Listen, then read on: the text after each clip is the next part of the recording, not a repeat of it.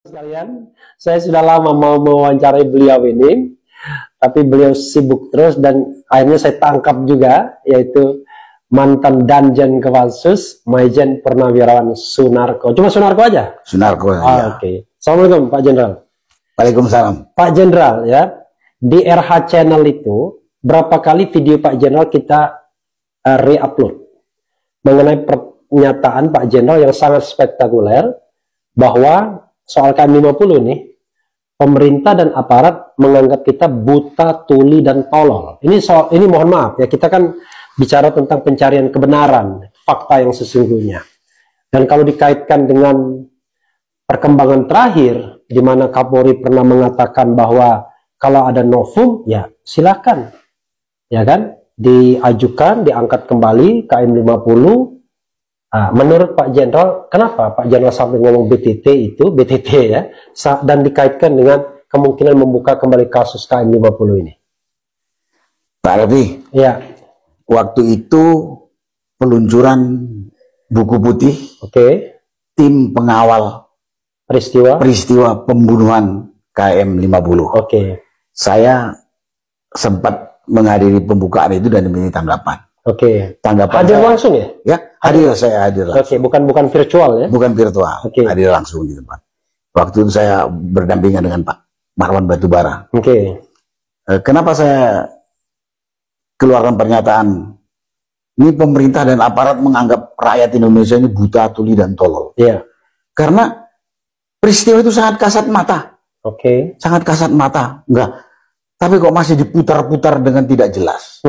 Dan itu bisa dibuktikan dari pernyataan dari Kapolda Metro yang didampingin oleh Pangdamnya. Kapolda Metro itu Padil Imran, didampingi oleh Pangdam Jaya, waktu itu Maijen Dudung, dan ada pejabat-pejabat lagi mengatakan, termasuk Hendra Kurniawan, termasuk ada Brigjen Polisi Hendra Kurniawan, mengatakan ini barang bukti telah terjadi tembak-menembak antara aparat kepolisian dengan pengawal Habib Rizik. Kalau tidak salah, pistolnya satu, pedangnya satu yang ditunjukkan. Ada pistolnya, ada senapan, ada pedang, gitu. Kita sudah aneh. Apalagi ada revolver. Saya lihat di situ peluru yang ditampilkan ada peluru kaliber 9 mili standarnya TNI. Kan nggak masuk akal. Standar TNI. Dan setelah itu semua pihak dari maksudnya nggak masuk akal tuh peluru sama pistolnya nggak nyambung. Nggak nyambung. Nggak nyambung. Good. Revolver itu kan kaliber 38. Punyanya standarnya polisi dengan pelurunya bukan peluru standar 38 itu. Itu kaliber 9 mili saya lihat. Ini mohon maaf nih, mantan Danjen Kopassus.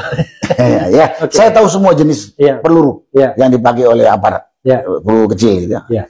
Nah, kemudian kita kan juga berkomunikasi dengan banyak pihak dari sana, termasuk dari petinggi-petinggi dari yang dulu katanya FPI. Tidak ada itu laskar-laskar atau pengawal atau pendampingnya Habib Rizik yang bersenjata. Di samping itu banyak keganjilan barang bukti. Habis itu terbukti lagi barang bukti ini pernah digunakan pada kasus lain di Jawa Timur. Itu ada isu begitu ya? Ada isu, ada fotonya juga. Ada fotonya juga.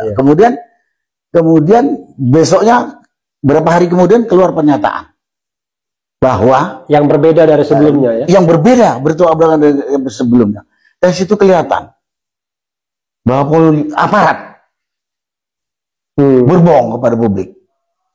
Nah, karena itu keluar pernyataan dan lain-lain dan banyak lagi. Tapi begitu kasus berikutnya dicoba lagi, bayang korban itu dibilang tersangka. Habis itu baru dilakuin lagi bahwa terjadi tembak-menembak di dalam.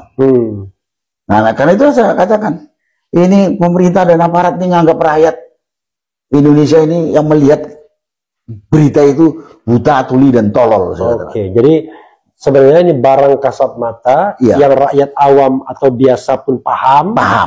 Tapi seolah-olah kasusnya ini tiba-tiba terlalu dianggap sepele atau gimana kan? Terlalu dianggap sepele mungkin ya? Atau ini kasus biasa tapi aja. Ini rakyat tak ngerti nih. Gua bohongin paling-paling dia buta dan dia tolol gitu ya. Oke. Nah, Pak Jenderal ya, sekarang kan bukan sekarang sih sebenarnya, ketika kasus Sambo menguak tahun lalu ya, sekitar bulan Agustus gitu, muncul kan omongan dari anggota Komisi 3 pada waktu itu, Desmond Mahesa kalau tidak salah ya, yang tiba-tiba membuka soal kasus KM 50. Lalu Kapolri Listio Sigit mengatakan kalau ada novum maka ya silakan laporkan, bisa proses dimulai lagi. Pertanyaan saya sebenarnya masih layak nggak KM 50 ini untuk dibuka kembali kasusnya? Kalau mau jujur dan profesional, masih sangat layak. Masih sangat layak. Masih layak dan harus kalau menurut saya demi penegakan hukum dan keadilan. Karena setelah ada rangkaian berikutnya. Rangkaian berikutnya maksudnya?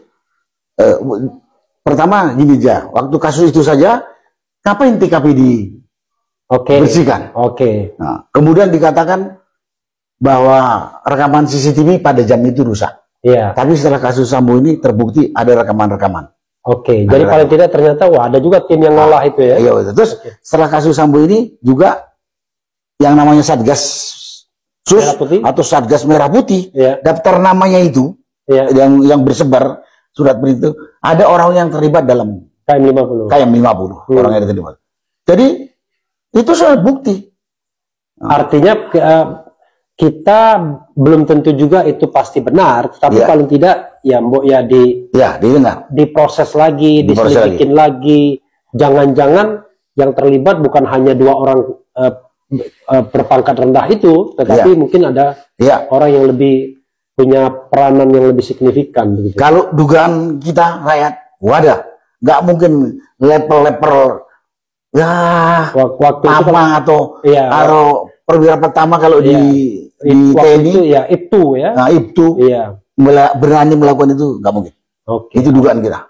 Jadi apalagi ada cerita tentang Land Cruiser hitam. Ada cerita Land Cruiser hitam, ada orang tokoh yang terlibat ini. Dan satu lagi, itu kalau mau lihat film dokumenternya Tempo, ada seorang supir truk yang mengatakan dia melihat dan mengikuti bagaimana tuh diangkat korban itu masih dalam keadaan hidup dibawa oleh mobil polisi, dia ikuti, tapi karena itu mobil dinas ya bisa berbalik arah, yang harusnya tadi dia arah ke arah Kerawang, berputar balik ya si supir truk nggak bisa ngikutin, tapi dia melihat itu masih hidup.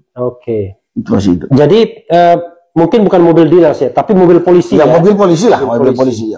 Jadi saudara sekalian, sebenarnya banyak keanehan-keanehan itu yang sebenarnya ya harusnya diklarifikasi lagi ya. Nah, tapi ada satu pertanyaan Pak Jenderal ya. Orang gini, kalau dalam ungkapan yang nggak mungkin jeruk makan jeruk, ya. Walaupun dalam kasus Sambo jeruk makan jeruk juga, kan kira-kira begitu. Tapi apa iya kemudian kita bisa mengharapkan ada proses penyelidikan dan penyidikan yang independen oleh pihak aparat keamanan sendiri, aparat kepolisian sendiri, kalau seandainya justru mereka ingin sepertinya ya, ingin menutupi kasus itu atau kasus itu tidak usah dibuka lagi begitu. Ini dugaan. Dan analisis saya dan banyak orang.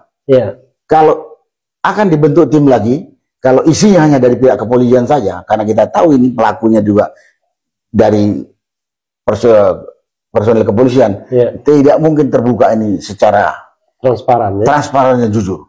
Jadi waktu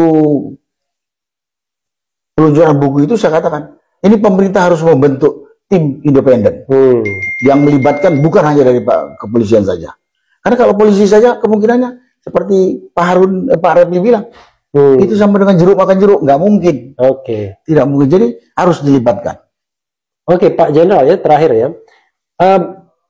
Sebaiknya ke depan apa yang harus kita lakukan terhadap kasus ini?